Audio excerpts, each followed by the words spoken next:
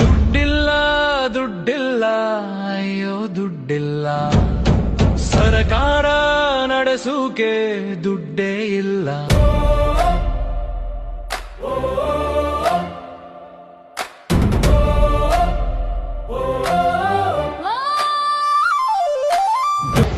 ರೋಡುಗಳ ಮಾಡಬೇಕು, ಗುಂಡಿ ಮುಚ್ಚಬೇಕು, ಕರೆಂಟ್ ಹಾಕ್ಬೇಕು, ಬ್ಯಾಂಕು ಖಾಲಿಯಾಗಿದೆ, ಯೋಜನೆಗಳು ನಿಂತಿವೆ, ಗ್ಯಾರಂಟಿ ಕಷ್ಟ.